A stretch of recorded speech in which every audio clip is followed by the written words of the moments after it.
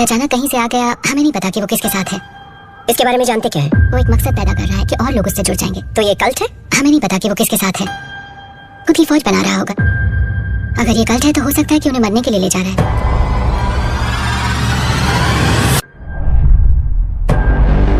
Syria में क्या कर रहे थे? पैगाम पहुंचा रहा था। किसका पैगाम? अपने पिता का? और कौन है तुम्हारे पिता?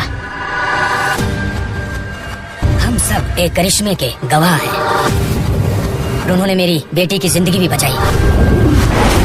खूब घूमते हो तुम, सीरिया, इजराइल, जॉर्डन, मेक्सिको। मेरा काम ही कुछ ऐसा है। और तुम्हारा काम है क्या? ऊपर वाले का काम।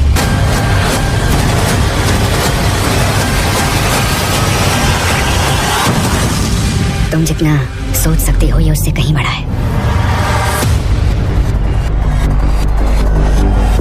Let's begin. सबसे पहले बात करते हैं इस सीरीज के क्रिएटर के बारे में, जिनका नाम है माइकल पेट्रोनी। माइकल पेट्रोनी के करियर की बात करी जाए तो उन्होंने अपना पहला television show the big gig 1990s में किया था, जिसके अंदर उन्होंने एक सीरियल किलर का कैरेक्टर निभाया था जिसका नाम था साइको बॉब। अब आप सोचेंगे कि इसमें क्या बड़ी बात है, तो आपने सिम्पसन्स कार्टून के बारे में जरूर सुना होगा, जिसके अंदर इस सीक्रेट सोसाइटी के प्री प्लान्ड इवेंट्स दर्शाए गए थे, जैसे लेटेस्ट अमेरिकन प्रेसिडेंट का जीतना, वोटिंग सिस्टम्स में खराबी होना, वर्ल्ड की करेंसी डिक्लाइन होना, और भी काफी सारी चीजें थी जो इस कार्टून सीरीज में दिखाई गई थी, जो कि लेटर ऑन सच साबित हुई। और ये कोई सुनी सुनाई कहानियां नहीं है। इसकी रेफरेंसेस के लिए मैं एक लिंक डिस्क्रिप्शन में आपको दे दूंगा। इनफैक्ट यहाँ पर मैं जो भी बात करूंगा उन सब का लिंक आपको डिस्क्रिप्शन में ही मिल जाएगा। अब इस कार्टून शो में एक कैरेक्टर था और उसका नाम भी बॉब ही था, तो आपको लिंक समझ आया होगा। चलो अभी भी आपको यकीन नहीं हुआ तो इस मेसाया सीरीज को फंड करने वाले मेन प्रोड्यूसर की बात करें तो उनका नाम है मार्क बर्नेट, जो कि MGM world wide television group के चेयरमैन है। ये एक रोमन कैथोलिक है और इनके बिलीफ दज्जाल और एंटी क्राइस्ट को लेकर काफी मिलते जुलते हैं, मीनिंग फंडिंग काफी अच्छी खासी मिली है इस सीरीज को। अब हम देखते हैं इस सीरीज का टाइटल मेसाया। ये जो वर्ड है वो हिब्रू बाइबल में मेंशन्ड है, जिसका लिटरल मीनिंग होता है लीडर ऑफ अ कंट्री या फिर सेवियर, जो अपने देश और लोगों की रक्षा करे, सही रास्ते पर लेकर आए। मसीह का रोल प्ले करने वाले कैरेक्टर का नाम है मेहदी दहबी, जिसका मतलब होता है सेवियर ऑफ वर्ल्ड, जो कि ईविल से सबको छुटकारा दिलाए। लेकिन इस सीरीज में इस वर्ड का जो ए अल्फाबेट है उसके अंदर हमको एक ट्रायंगल नजर आता है, जो कि सीक्रेट सोसाइटी की तरफ इशारा करता है।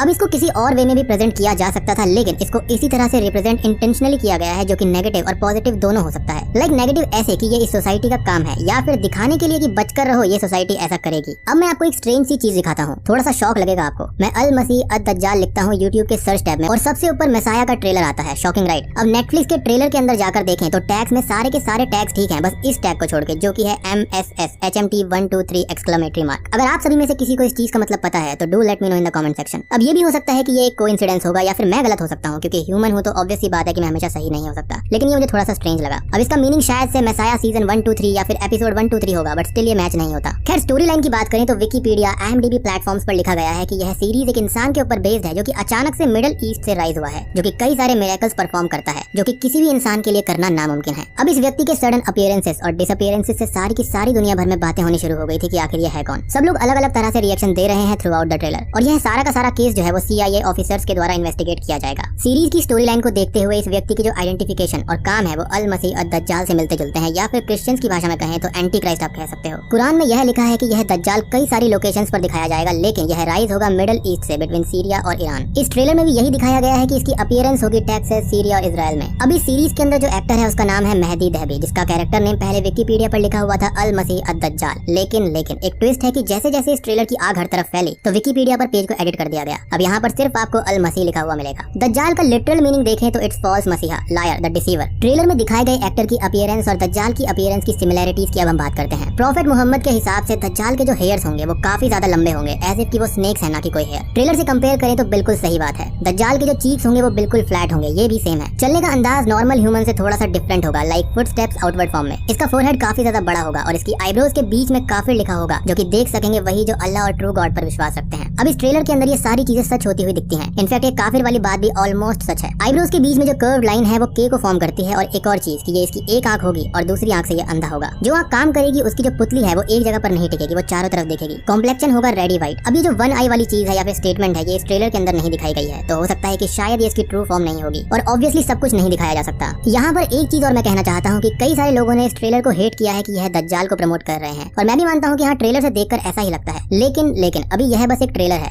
एक्चुअल जो सीरीज है अभी आया भी नहीं है, तो हम इतना सॉलिड कंक्लूजन कैसे निकाल सकते हैं। एक बार को ये भी हो सकता है कि इसमें ये शो करा जा रहा हो कि कैसे बचना है इस चीज से, और कभी ऐसा हो तो इन चीजों पर बिलीव नहीं करना है, क्योंकि सिर्फ ट्रेलर को देखकर सबको बैश कर देना मेरे हिसाब से ठीक नहीं है। ये सीरीज ये भी तो शो कर सकती है कि ये चीजें होने वाली हैं या फिर हो रही हैं, तो इनसे बचना कैसे है, क्योंकि जब तक कोई फॉलो करेगा नहीं तो सेटन के फॉलोअर्स बढ़ेंगे नहीं। अब हम एक एक करके ट्रेलर के सीन्स को एनालाइज करते हैं, जो कि इस तरफ इशारा करता है कि हाँ ये दज्जाल ही हो सकता है, क्योंकि ट्रेलर में ज्यादा कुछ खास है नहीं as a story line perspective. बस ये इंसान कहीं से आया है, ये हेल्प करता है और सब इसको फॉलो करने लगते हैं। ये कहीं भी कभी भी आ जा सकता है और CIA इस बात से परेशान है, जिसके चलते वो इसको इन्वेस्टिगेट करेंगे। बस खत्म, इतनी सी है ये स्टोरी लाइन, बट मीनिंग काफी डीप हो सकता है। तो ट्रेलर की शुरुआत में हम कई सारे लोगों को देखते हैं जो कि कहीं जा रहे होते हैं कि एज ए वो किसी को फॉलो कर रहे हैं। पूरी दुनिया में ये व्यक्ति जहाँ भी जाता है वहाँ पर कोई ना कोई हादसा, वॉर या फिर नुकसान होता है, पर ये सुपर हीरो जैसे सबको बचा लेता है। एक सुपर पावरफुल इंसान है जिसकी बेटी को इसने एक हरिकेन से बचाया है और वो इसका फॉलोअर बन जाता है, जो कि टीवी में, आर्टिकल्स में हर जगह यह बताता है कि यह व्यक्ति फरिश्ता है जिसने उसकी बेटी की जान बचाई है। It's like the second coming. लेकिन CIA ऑफिसर्स इस चीज को लेकर स्केप्टिकल हैं कि ऐसा कैसे हो सकता है कि एक ही व्यक्ति इतनी जल्दी हर जगह पर कैसे जा सकता है। इसने कई सारे लोगों को ठीक किया है, ब्लाइंड लोगों को आंखों की रोशनी देना, वॉर्स में सबको गाइड करना एंड सो ऑन। अब इस व्यक्ति से या फिर इस सो कॉल्ड मसीहा से सवाल किए जाते हैं तो इसका ये कहना था कि ये बस एक मैसेज को डिलीवर कर रहा है और यह मैसेज इसके पिता की तरफ से है। पूछने पर यह अपने पिता का नाम नहीं बोलता, बट एक विकेट से स्माइल देता है। ऑफिसर्स इसके बारे में रिसर्च करते हैं लेकिन कोई इन्फॉर्मेशन नहीं मिलती। देन जेल के अंदर आप इसकी पोजीशन को देखो, एज इफ ये कुछ एन्चांटिंग्स कर रहा हो। देन सडनली ऑफिसर्स को पता चलता है कि ये गायब हो गया है। और गौर करने वाली बात यह है कि आप यहाँ पर टाइमिंग को देखो तो 2:50 तक ये जेल में ही है, लेकिन 3 बजते ही गायब। तो 3 बजे किसका टाइम होता है? यस, ईविल और बुरी शक्तियाँ 3 बजे सबसे ज्यादा शक्तिशाली होती हैं। अब बात करें कुरान की तो वहाँ पर भी यह लिखा है कि दज्जाल बहुत तेजी से एक जगह से दूसरी जगह पर जाएगा, जिसमें सीक्रेट सोसाइटी के लोग उसकी मदद करेंगे। और ट्रेलर में इसके पास प्राइवेट जेट है, कई सारे अनजान लोग इसकी मदद भी कर रहे हैं। तो ये सब रेलेवेंट है। आई मीन ये सब जो लिखा गया है, चाहे बाइबल हो, कुरान हो, भगवत गीता हो, सब जगह पर यही बात लिखी हुई है कि फॉल्स प्रॉफिट्स और साधु संत से हमेशा दूर रहना चाहिए, क्योंकि जो ऑलमाइटी है ऊपर वाला, उनको फॉलोअर्स की जरूरत नहीं है। वो लोगों को ऐसे खुद को फॉलो करने को नहीं कहेंगे, बट यहाँ पर ट्रेलर में ये मिरेकल्स दिखाकर सबको खुद को फॉलो करने पर मजबूर करता है। अब एक मेन चीज और है कि जितने भी एंशिएंट जो ग्रंथ्स हैं, कुरान, बाइबल, सब जगह पर ये लिखा हुआ है कि ये जो टेक्नोलॉजी है ये मेन कारण होगी दज्जाल और सेटन के फॉलोअर्स को बढ़ावा देने में। अब पूरे ट्रेलर के अंदर ही मोबाइल फोन से सब इसकी वीडियो लेते हैं और शेयर करते हैं, जिससे आउटब्रेक और भी ज्यादा बढ़ जाता है। दो और खास चीजें जो इस ट्रेलर में मैंने नोटिस करी हैं, जब इस न्यूज को न्यूज टेलीविजन वाले कवर करते हैं तो एक चैनल पर 13 लिखा था, जो कि सीक्रेट सोसाइटी के 13 फैमिलीज को दर्शाता है। और एक बड़े न्यूज चैनल का लोगो जो है वो इस तरह का है जैसे हम जब दज्जाल को अरबिक में कन्वर्ट करते हैं। आई मीन थोड़ी सी रिजेंबलेंस है, और आप तो आजकल के मेन स्ट्रीम मीडिया को जानते ही हो। देन एक वर्ड है कन्वर्ट यू, जो कि मिनिमाइज होकर दिखाया गया है कॉन यू। कॉन का मीनिंग होता है डिसीव करना, धोखा देना, जो कि दज्जाल की स्पेशलिटी बताई गई है। पूरे वर्ल्ड में तबाही होना सेकंड कमिंग का आगमन नहीं है, बल्कि दज्जाल के आने का पैगाम है।